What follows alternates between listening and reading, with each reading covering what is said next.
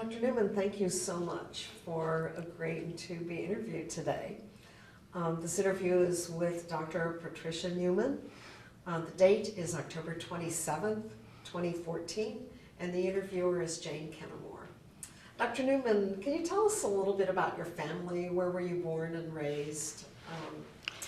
I was actually born in Bronx, New York, but we only lived there for about 4 years, and then we moved to Denver, New York, in the Delaware County in the Catskill Mountains, which is a very sparsely populated area.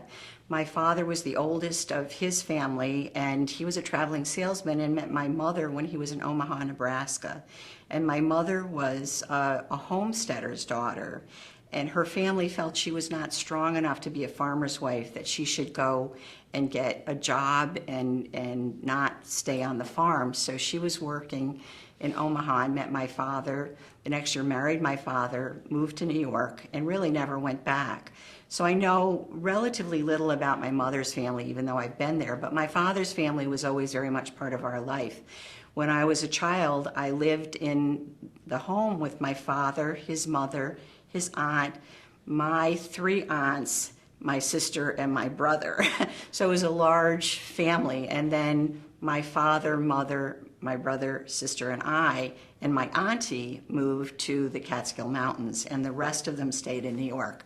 So I had a lot of, particularly women in my life as I was a child, who were important to me and helped shape my life. My father never graduated from high school, even though he was very bright. He didn't like the language requirement. My mother did.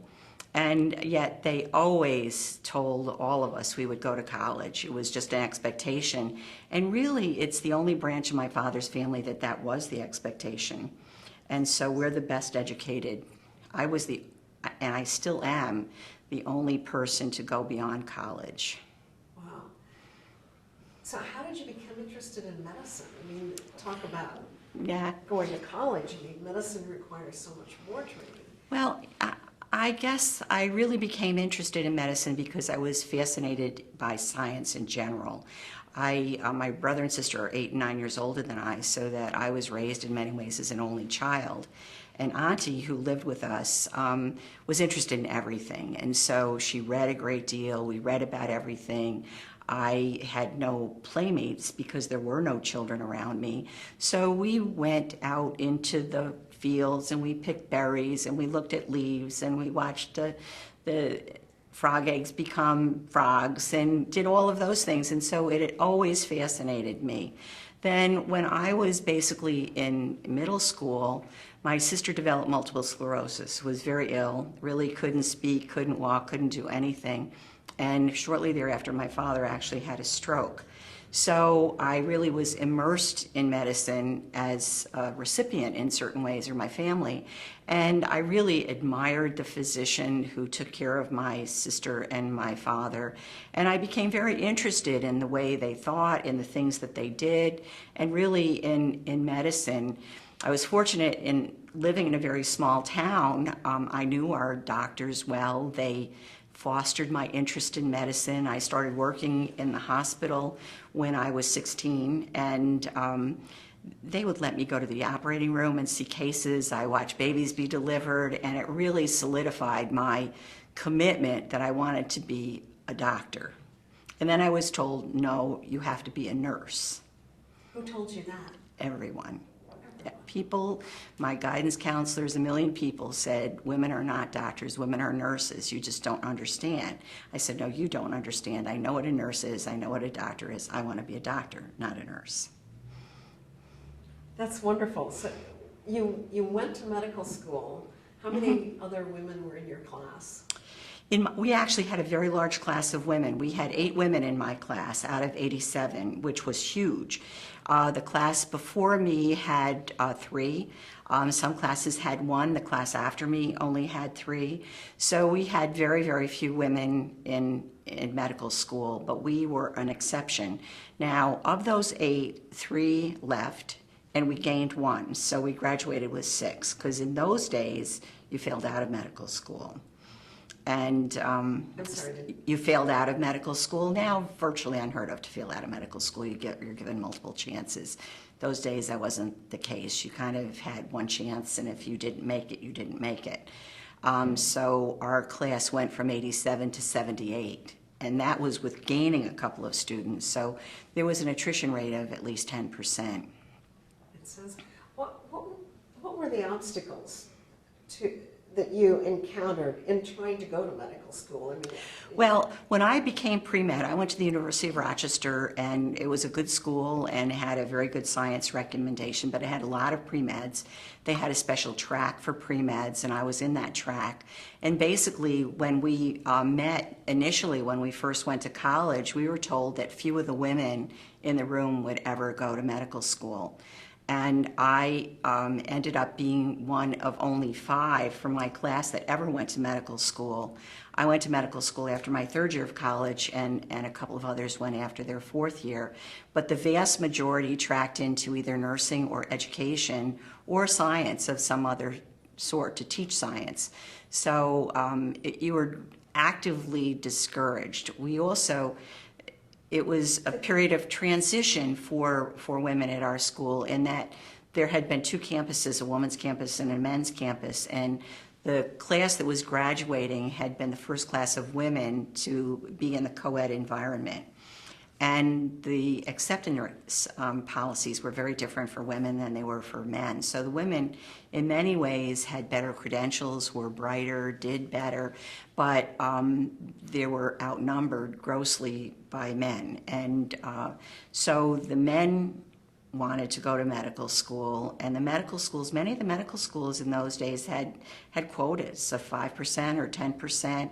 Some of them were restrictive. One school told me that I would only be considered if I was a Jewish woman, which I wasn't. So there were different obstacles that were pretty arbitrary, but at least they were clear. it sounds like it. Did they give any specific reasons? For example, well, we know that you'll not practice. Well, there were all of those reasons, that we believe you won't practice, that we don't believe that you'll finish medical school, that it's more important for a man to have a profession, all of the sort of trivial reasons that justify prejudice. Thank you. What types of characteristics did women of your generation really have to make it in medical school? I really think probably the most important was to be very self-confident and to be strong, and not to be influenced a lot by negative feedback. Most of the negative feedback that I got, I just dismissed as those people being idiots, and it didn't affect me. Maybe that was true for someone else, but not for me. Although it hurt a lot of times. Many of the things that are said to you that are prejudicial, et cetera, are hurtful, but you couldn't let them dominate your life. You had to kind of go on and go beyond them. And I think that a lot of it for me was that sense of independence that I had gotten as a small child by basically being responsible for myself, responsible for my own entertainment, for my own, whatever, because I was kind of the only person home. My brother and sister had gone to college when I was basically in school, so you had to be responsible for yourself. How did you decide to go into surgery? I mean, surgery was not a woman's profession at that point. No, I think I secretly liked surgery when I was working in the hospital and would watch operations. They fascinated me, et cetera. But I actually went to medical school to be a family doctor in a rural community. And my second bet was a neurologist who had been the doctor who had taken care of my sister and my father. And in those days, you did everything. There weren't electives. We had one elective in our whole school, but you went to the whole process. And in my 3rd year of medical school, my mother got ill. And she was initially diagnosed with gluten intolerance and put on a diet. And as my father called me one day and said, this diet's killing your mother. So I brought her to our medical school, and the person who dealt with gluten intolerance saw my mother and said that she needed an operation because he didn't think that was her problem. And so our chief of surgery operated on my mother, and she had metastatic pancreatic cancer. And so really there was nothing that could be done. She had that operation on the day that Kennedy was assassinated. So it's always, I always remember it. But you know, there was no choice. My mother was an incredibly strong woman, being able to move from Nebraska to New York, a pretty strong lady. And she took it as just a matter of fact. She defined how she was going to die and under what circumstances.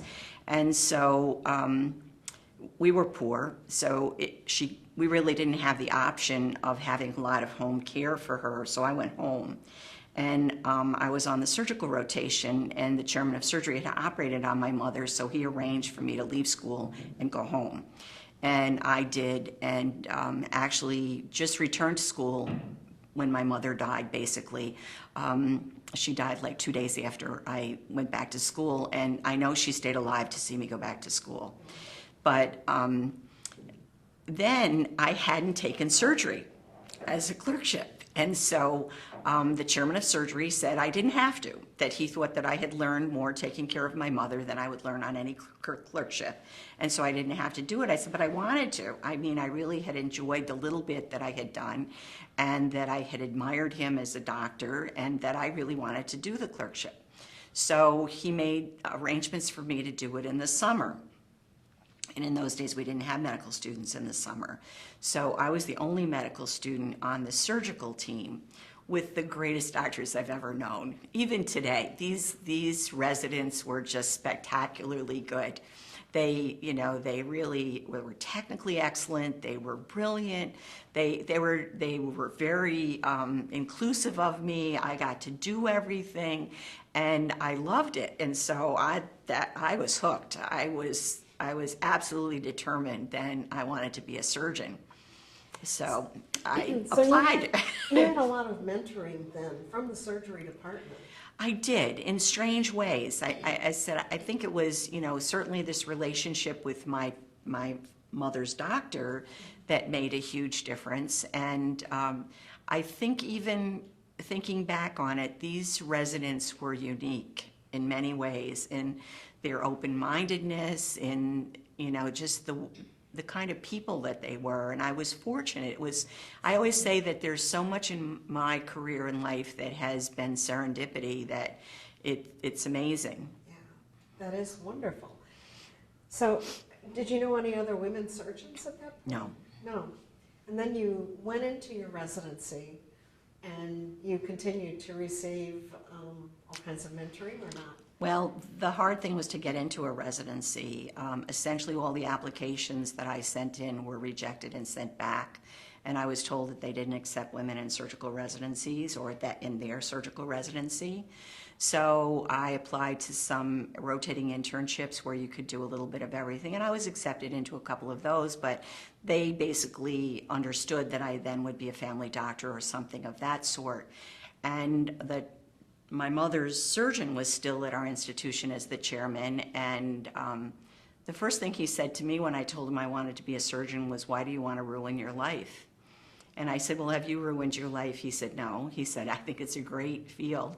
He said, "But, you know, women aren't surgeons." And I said, "But I want to be a surgeon." And he said, "Well, how are you ever going to get pregnant and have a child and operate?" I said, "You know, that's a transient state of affairs. I don't know if I ever will have a child. And I've known many men much fatter than any pregnant woman I've ever known who continue to operate. So why should that be an obstacle?" And in the long run, he cut me a deal. And the deal was that I had to do 6 months of medicine and 6 months of surgery. And after 6 months of medicine, if I still didn't want to be an internist, and after 6 months of surgery, the people I worked with thought that I was competent to be a surgeon, he would give me a spot in a pyramidal program. So, you know, that was the deal. And I obviously got through my internship. They accepted me in the program, and I made it through our pyramidal program and finished my training. That's fantastic. Can you talk about your training in in surgery. How did it differ from residencies today? Well, we were part of this system where you were on call every other night forever, and we were part of the era when punitive behavior was very acceptable, and people would rap you on your hand if you did something you didn't like, push you out of the way, say really terrible things to you, etc. So you had to have a pretty thick skin, and yet in many ways. Can you give an example of what people would say to you? What? They would basically tell you were incompetent, that you killed so-and-so, that, really just flat out. That did you know that you just killed that person because of what you did, or you didn't know, or you're stupid. Just very callous remarks about those kinds of things. They would hit you on the hand with an instrument if they thought you put your hand where they didn't think you should be. One of my co-residents, the surgeon, flung his arm like this, hit him so hard that he hit the concrete wall in the operating room, hit his head, and that clunk, and he slid down the wall, and we thought he'd been killed. But fortunately, he shook himself up, he got up, and he came back. They would even intentionally clamp you with a clamp. Because you were doing something that they didn't want you to do at the moment. And that was just part of the given behavior and acceptable. I can remember doctors punching one another out in the operating room. Really? Yeah, things that were just foreign to me, because in my family we never had any physical kind of violence. I don't remember ever being hit or spanked by my parents. We were spoken to. And so I just don't believe in that. To this day, if somebody slaps me with their hand, boy, it sets me a little bit ajar. I don't like that. So it was, but you live in the culture that you're in, and you sort of tough it out and you go through it. I did threaten one person that if you did that to me again, I'd cut off his hand. And I also found that it was very useful in a Catholic hospital to report them to the nuns. Oh, that's a good one. Can you tell us about having to be on call every other night? I know I've mentioned this to younger people, and I said, in a lot of the top many places, people had to be on call every other night. Yeah. Number one, you're young. I was 19 when I started my residency, I think. I was really young. And when you're young, you have a lot more tolerance to sleep deprivation, and so you can do that pretty well. And the other thing that was different was, in those days, people died. It was acceptable that you got hurt really badly or you were very, very sick and you died. It wasn't the doctor's fault if you died. And so we didn't even have ICUs in some of our hospitals. Our emergency department was pretty primitive. The ambulances were still funeral directors' hearses, so that, most of the people didn't get to the hospital alive. And when they got to the hospital alive, if they died, it was God's will. And so you didn't have the intensity that you have now, where now, when you're on call, you are on call really full time and at a very high level of intensity frequently. We were not at that level.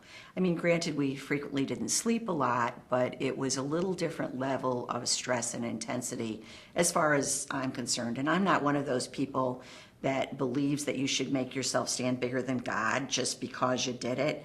I don't think that's true. We did it, and you learned that, you didn't have a lot of personal time. And if you really needed to do something, usually someone would trade with you or cover for you.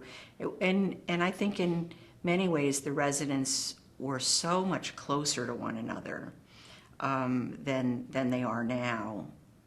So it was doable, So were there, the conditions are so different now because Yes. of the technology, Yes. as you mentioned. There were some advantages to the old way. Can you compare the two residency types?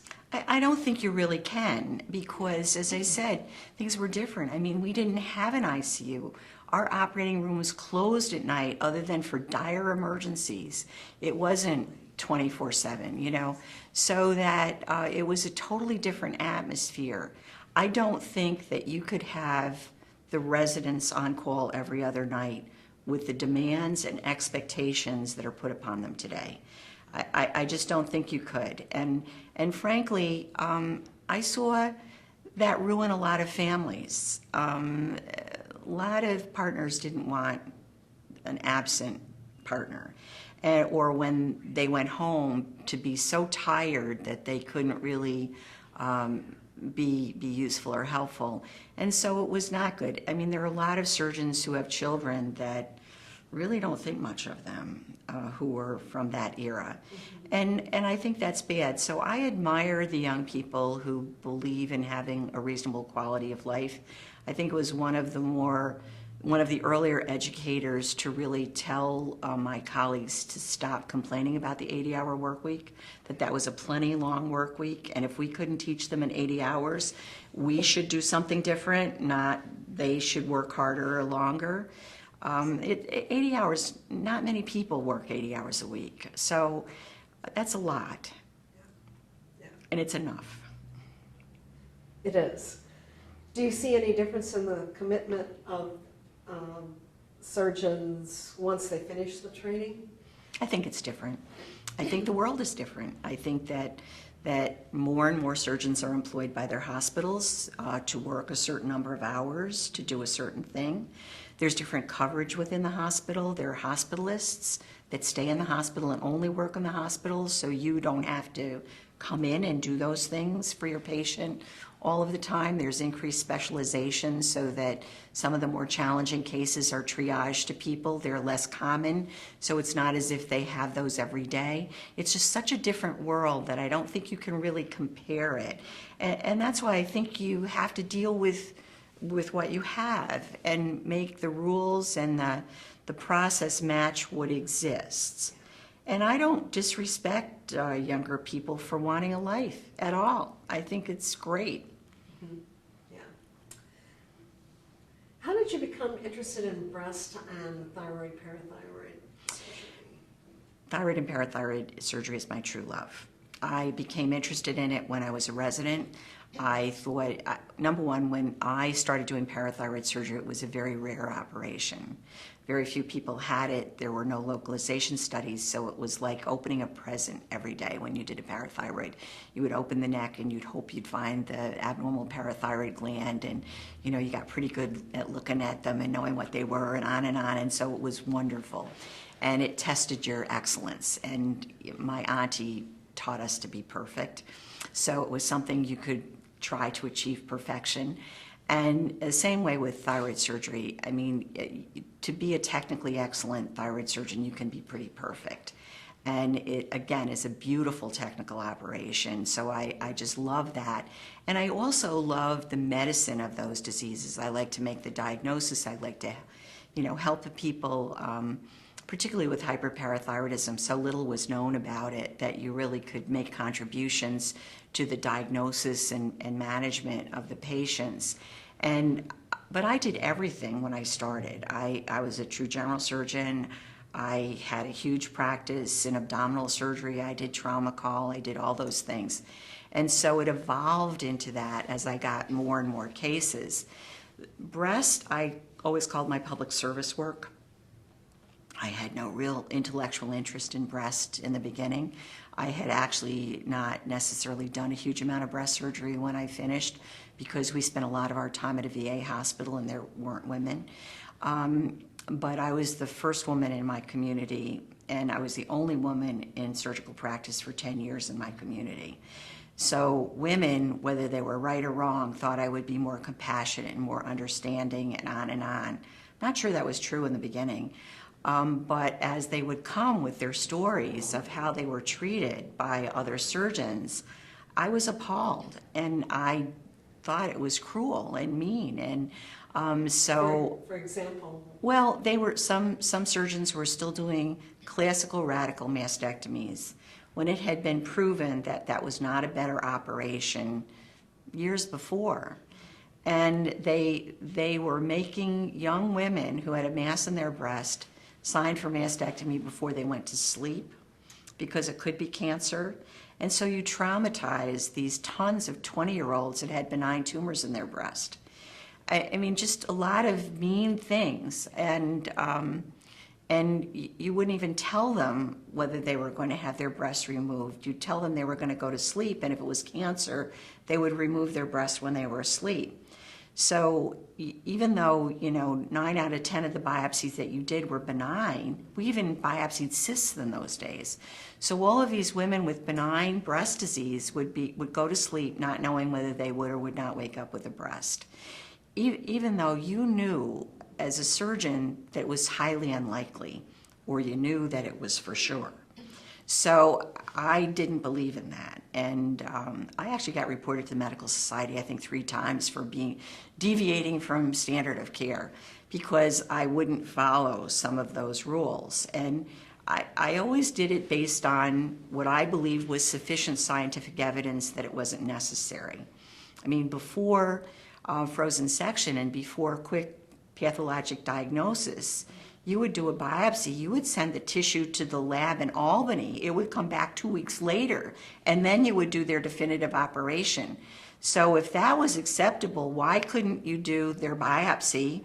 Usually you could do it under local, you could find out what they had, and then plan an operation with them, and that might take 2-3 days. So it didn't make sense to me that you had to do it all at the same time. But that was not the rhetoric of the time or the standard of the time. And certainly I started, aspirating cysts when that became reasonable, doing aspiration biopsies, doing other things. And so I ended up in the situation where I almost didn't have time to do the endocrine surgery because I was so popular as a breast surgeon.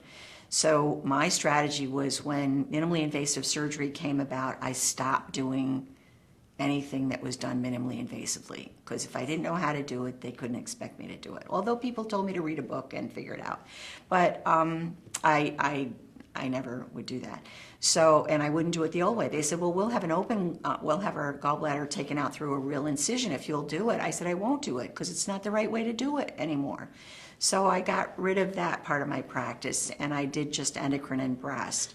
And then again, it was still so overwhelming that I started a breast center, actually like 32 years, I think it was in 82 I started it, so a long time ago before they were popular, so that I could make sure that my standard of care was carried out for a much larger group of women than I could individually care for. And I had 5 other men who worked with me, 1 other woman, and we saw a large number of people, and that center still exists. But that was a way to preserve my time to do endocrine surgery, which was my real first love.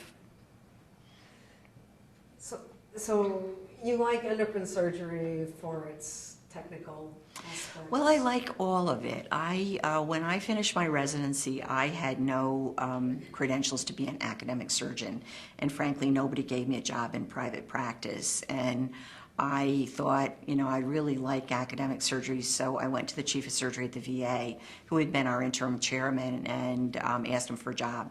And he gave me a job, part-time job at the VA, and I talked to their endocrine people who I knew very well from my residency and asked them if they would teach me how to do research, which they did. And I did research for almost 10 years, and I actually got peer-reviewed funding from the VA and everything, because you had to do that to be an academic surgeon. But frankly, I hated killing rats, hated it. And I didn't think I was very good at this science. That wasn't the way I thought or functioned or anything. So my PhD decided she was moving to the Midwest. The woman who was my lab technician decided she was going to get her PhD, and I decided I was quitting research. And I was going to do surgical education, which was what I liked to do. I liked to teach the students and the residents and the nurses and the patients and everybody. And I got a lot of pleasure out of that. I thought I did it well. I thought I could do some innovative things with it.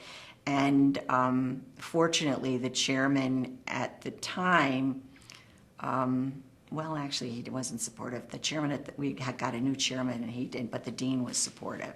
So the dean gave me a position in the dean's office. I was actually associate dean without any other disclaimer, and I think 78 or 79, 8 or 9 years out of my residency. And I mean, when he was gone, I was acting dean. And I kept telling him, George, I don't know how to do this. And he'd say, sure you do. He says, you're doing great. Just keep, don't worry. And so I really had some influence in the education, and I thought it improved things for medical students. And the nice thing is it gave you the opportunity to correct injustices. I thought the tests were unfair. I thought, particularly in those days, the men in their fraternities all had these test files. They didn't give them to us, for sure. And so they had a real leg up on taking tests, and we had to know the material. So, I mean, I just thought that was unfair. It was unfair that people gave the same test over and over again. It was, so many of those things. So I started to change those, and a variety of other things that I could change in that role. And, in the surgical clerkship and everything, I had done the surgical clerkship for several years by that time. So I had some credibility in the school. So you're happy you went into teaching instead of absolutely, private practice? Absolutely. Yeah. I can't imagine. I can't imagine not having the residents and the students and being happy. Because as much as I love my patients, and I've been retired since 2008, and maybe seven, and I still hear from a lot of my patients. I see them, I run into them in the store, they call me up, whole variety of things. I mean, I had a really good relationship with my patients, and I love them. But it's the students and the residents. I mean, I can't imagine practicing for as many years as I did without the students and the residents. They give you your greatest gratification in a million different ways, by seeing them emulate you, by seeing them choose your profession, by having them come up and tell you what a great, influence you were and how much you helped them in their career. So I can't imagine not being in academic surgery, particularly now that you don't have to do lab research unless you want to and are good at it. So you don't have to kill rats. No way. During your presidency, what did you feel your focus was, and what do you feel your accomplishments as president? Well, I think I continued to do what I've always done with the college. I started the Association of Women Surgeons to bring women into the college, to make sure that we were always connected to the college, and that would make women feel comfortable and welcome and part of the college. And I encouraged women and men to participate. And so my presidential address was stewardship of our profession and how we are responsible for our profession, and we have to work at that and participate in it. So I encourage people to be part of committees, et cetera. So I think one of the things that I tried very hard to do was to connect people to the college in a more tangible way, of having them work with the college on committees and do things and come to the meetings and whatever. And then the other thing that I've always loved to travel, and I've always, from my earliest childhood, been fascinated by other cultures, other people, etc. So I had the opportunity to visit other countries, but early in my presidency, I realized that the World Health Organization did not include surgery as part of its public health mission, and that there were a group of people who were trying to change that, and that there was an opportunity that maybe we could change that.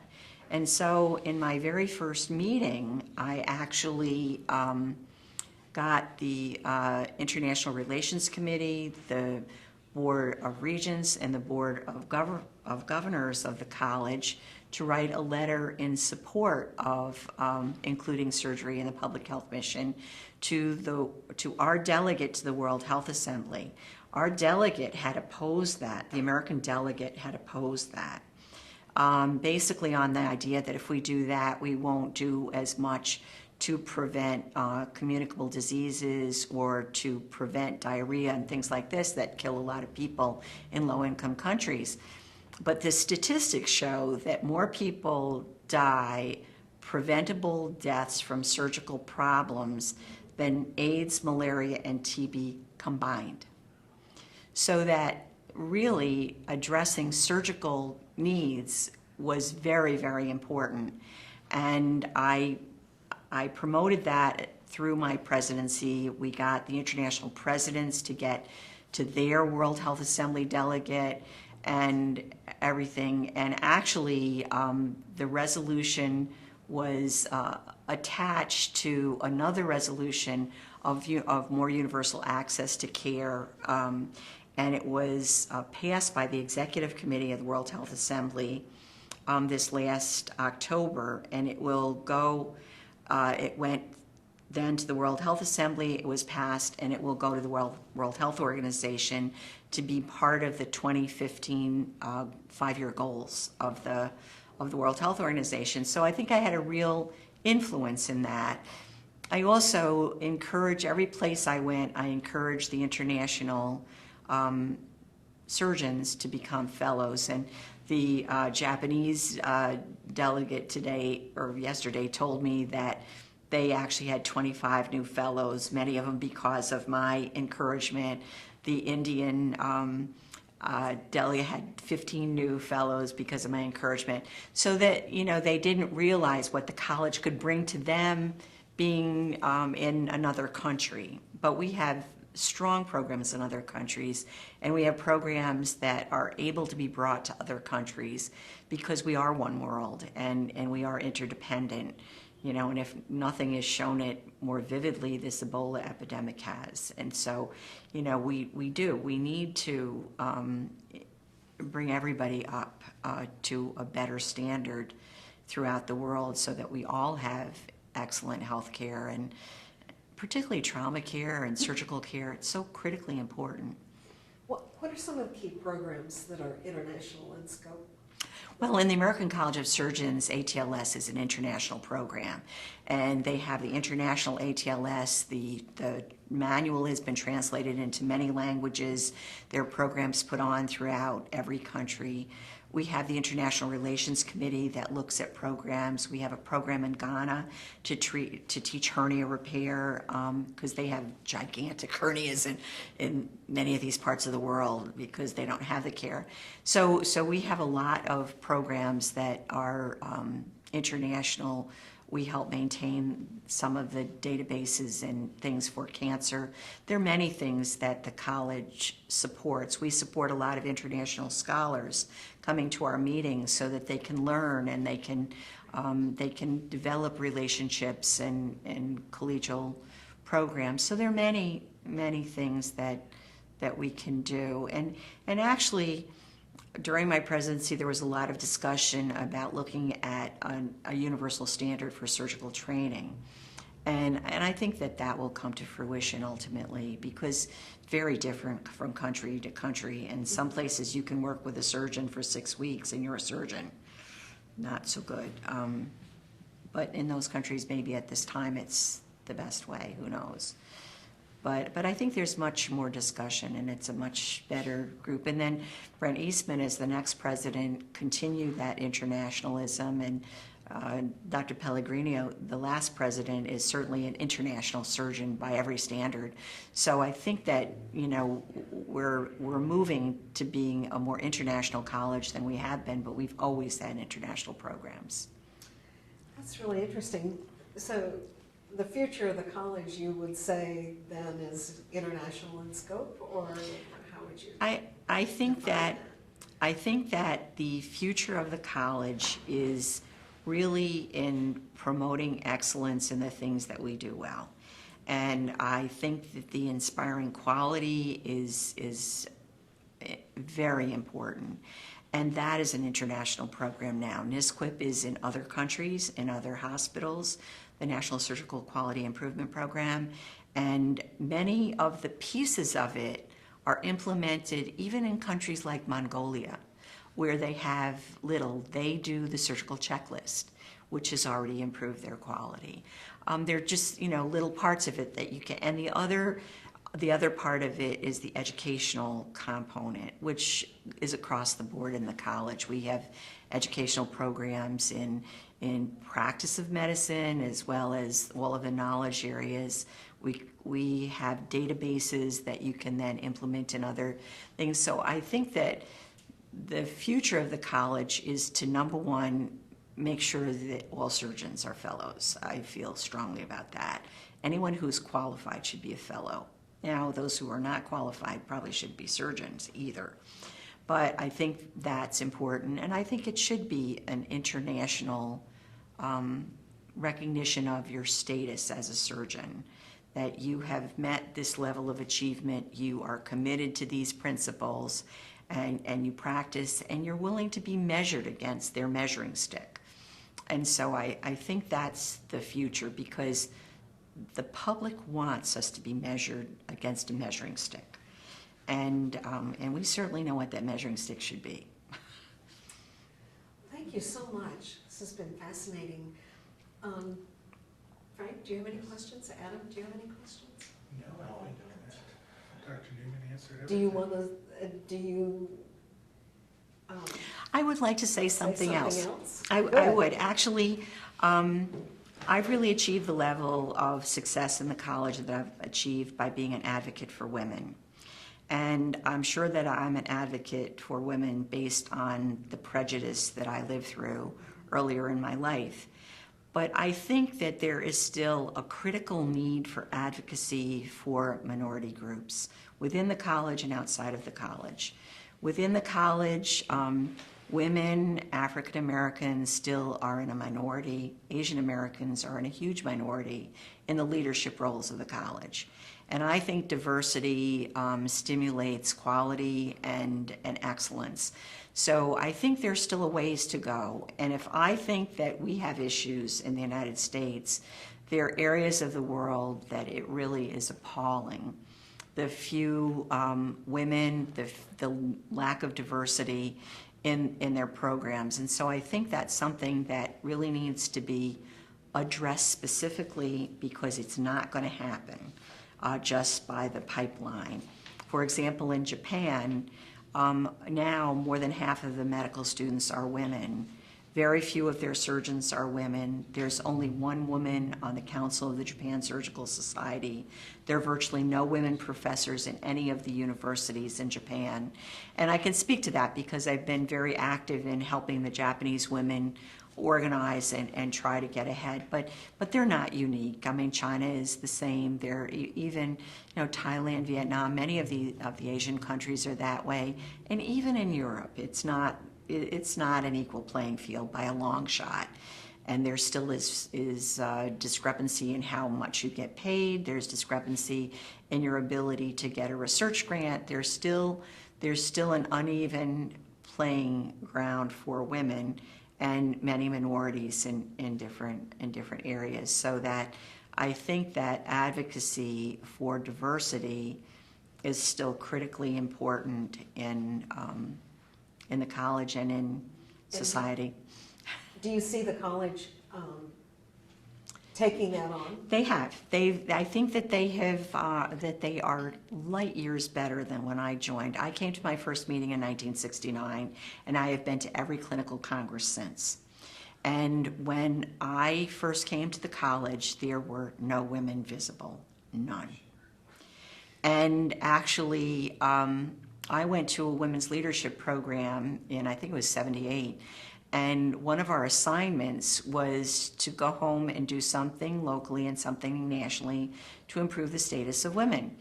And locally at home, it was fairly easy. I could do some things. But nationally, I thought, well, how can I do anything about that? I don't even know any other women surgeons.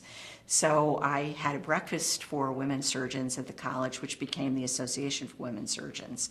And in the beginning, one of our goals was to see women sitting on the stage at the opening ceremony, because the only woman ever on the stage was the nurse who represented the Nursing Association. No other women at all. So we looked at that as a goal. We looked at a goal to get a woman regent, which we ultimately did. There are now 5 women regents, I think, maybe 6, but a lot of women regents. We've now had 2 women presidents. We've had just this last year the first woman chair of the Board of Regents. I mean, there is still a paucity. We have the first woman director of a division, no, the second. There was a woman director of a division. She was actually fired ultimately, who is kind of the matriarch of American women surgeons, Olga Jonason. And now we have a second one with Patricia Turner, who's also excellent and member chair. But there are no other women in the leadership. The women are staff, and they're superb. I mean, if without the women in the college, it wouldn't run. But they're staff people. They're not the program directors and program leaders. And so it's got a long way to go. I mean, it should not be remarkable when a woman is appointed to a position.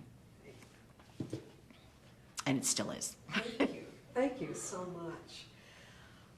Do you have anything else? No, that's my last Good. my last pitch. Thank you so much. This was really fascinating. Yeah.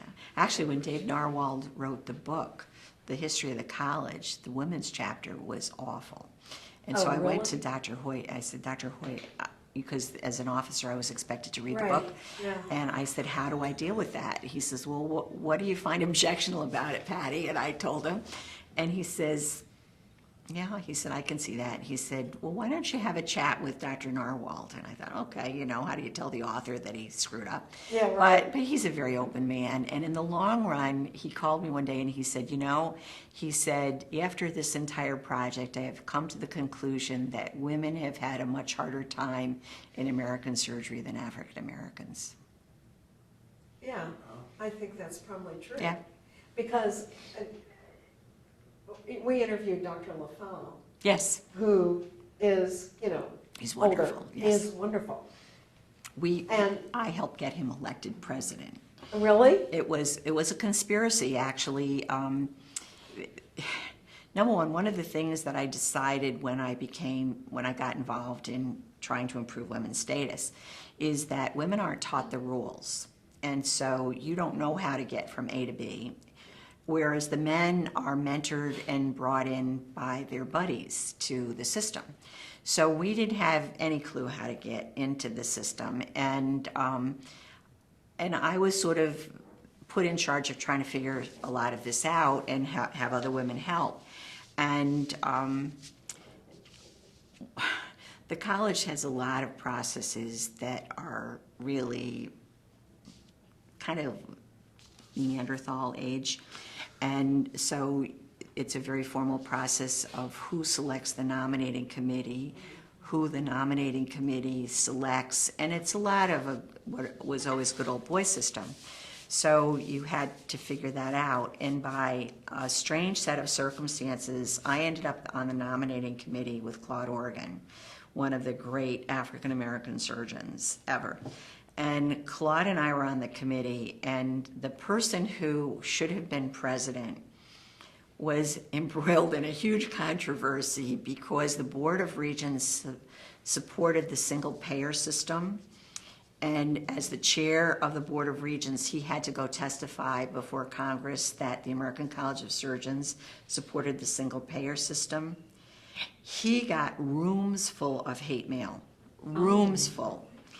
And it was so bad that, he was really worried about it. And we thought, we cannot have this man be president next year because we'll probably have half the college quit.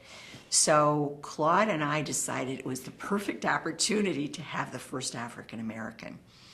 And we just debated between a woman and an African American, but there weren't any women of that status yet that you could naturally nominate without everybody looking at you thinking, why did you do that? But LaSalle Lafall had been treasurer of the college, and he was just finishing that. So he's such a magnificent orator. I mean, and such a magnificent man that there was no way. So Claude and I orchestrated that. And it was wonderful. And we were so happy. And actually, the person who'd been passed over became president the next year when the whole furor died down, and he was a magnificent president. And that was great.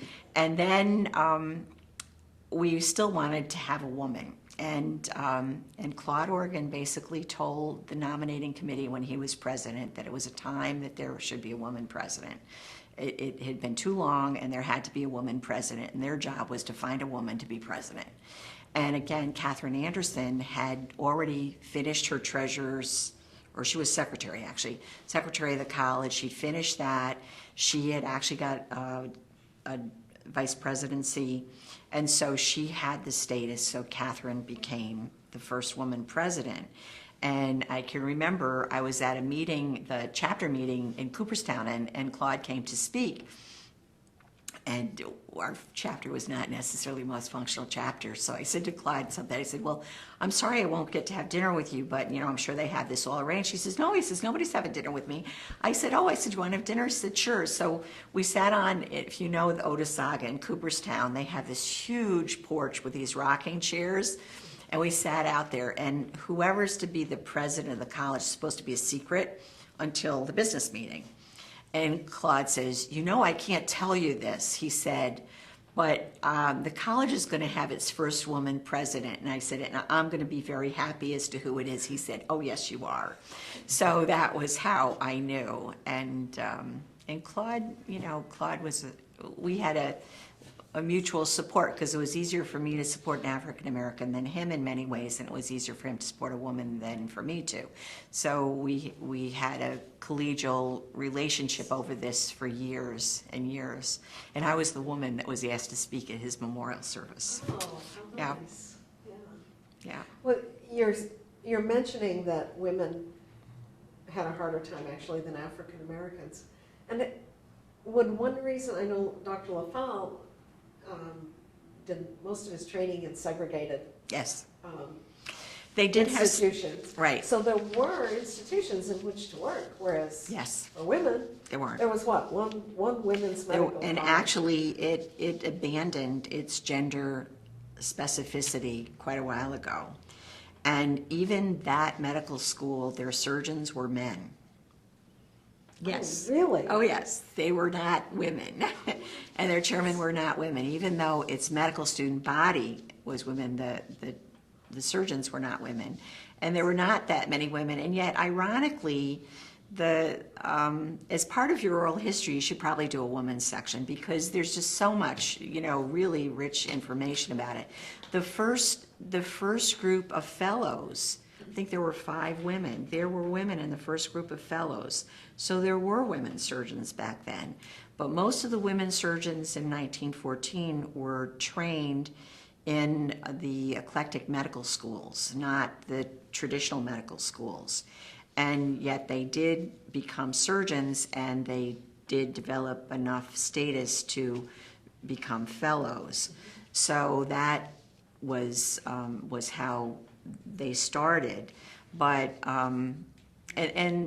and really it took a long time to clean up the surgical residencies, and there were surgical residencies that were kind of fly by night. You could become a surgeon, and if you did well enough, you could ultimately get the credentials to become a fellow.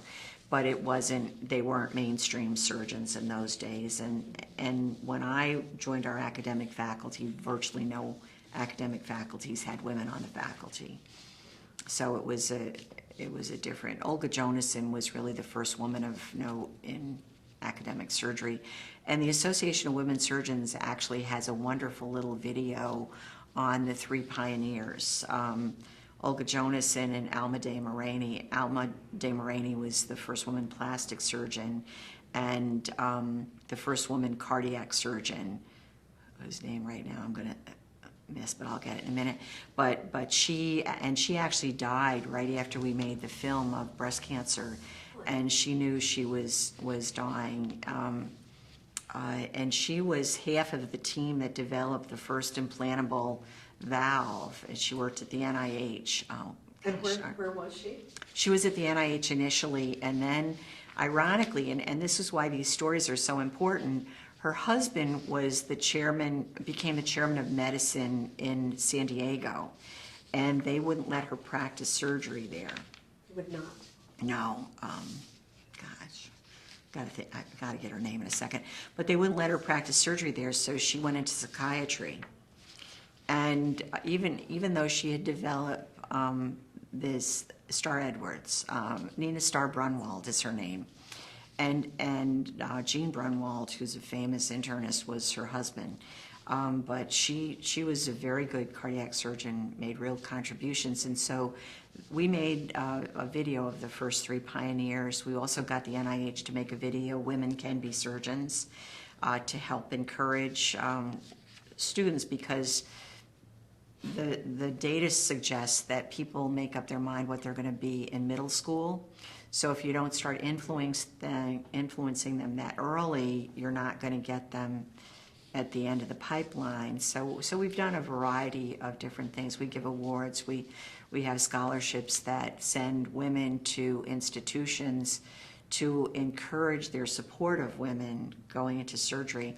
We're actually thinking of changing that, because now all institutions have women on their faculty, and the surgical residencies up to, in the incoming years, up to 40+% women. But it's been a while, and it's been interesting to see how. And Narwhal also told me that I was the first person to challenge the college on where are the women. Oh, really? Yeah, I sent the Board of Regents a letter asking them where the women were in the leadership. Good for you. So Yeah. sometimes being discriminated against is an advantage. Yeah. Well, I agree with you. We do need to get more women's stories, Yeah. because we will only have 2. I mean, we have yours Yeah. and we have Dr. Anderson's. Well, and the other, I mean, frankly, if you're looking for women who you might want to get their stories, certainly Julie Freischlag is one of them. She's the first chair of the Board of Regents. Okay. And she's been very important in the college. I think Patricia is the, Turner is the, Yeah. is the only living, and Olga Jonason died, but Patricia is the Member Services Director, and she's Right. also an African-American woman. Yeah. And so she would be, and she's younger, so she would be a Right. good person to Yeah, she would be. get the history. And, you know, there are other people. Peggy Kameny would be a good person. Peggy is a cancer surgeon, and Peggy is the director of the first public cancer hospital in New York City, and was president of AWS before, and has had a really very important role in doing that.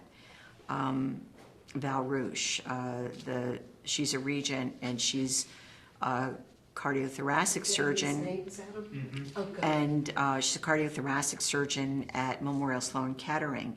The other thing that you should do is you should ask Brent Eastman to talk about his mother-in-law, Dr. Yes. Figueredo. Yes. And his wife even, because his wife has written a book about her, which is a fascinating book. Yes. Oh yes, and it's even translated into Spanish. It's what's it called? But Tika can give you a book, or Brent can give you the book, and it's a fascinating story. She was from, I'm pretty sure, Costa Rica. They had no medical school. Yeah, and her mother came to America so her daughter could go to medical school. And it's an amazing story. And then she had like 12 children, and 3 of them died, and she still practiced. She became a friend of Mother Teresa. Mother Teresa came to visit her. I mean, just amazing things, you know, that, Yeah. yeah. Oh, that's Like Carlos went to grade school with the Pope. Carlos Pellegrini, our last president, and he had an audience with the Pope. The Pope met with him this year. Yeah, Oh, yeah. interesting. So it's interesting, people's past lives and what they do and their connections. But certainly the women's story is very real. Yeah, I'm from definitely. Elizabeth Blackwell's school, and so I've been very invested in her history for my whole life. And she was a surgeon, basically. She was an OBGYN, actually. Was she? Yes, and she never really practiced because very early in her life, she got basically, I think it was gonorrhea or syphilis of her eye, and she went blind in one eye. And so she actually built a women and children's hospital and training program for women, et cetera, but never really practiced that much herself surgically because of her limited vision. Yeah, Yeah, so there are a lot of interesting stories. definitely. Well, I appreciate all this information, both yours and recommendations for Yes. future interviewees. That sounds really good. Yeah, because I think there are a lot of different And unfortunately, Claude died, so that, you know, he's LD Britt, the other African-American president, very different background than in Yes. certain ways, and yet very interesting, because it Yeah. is different.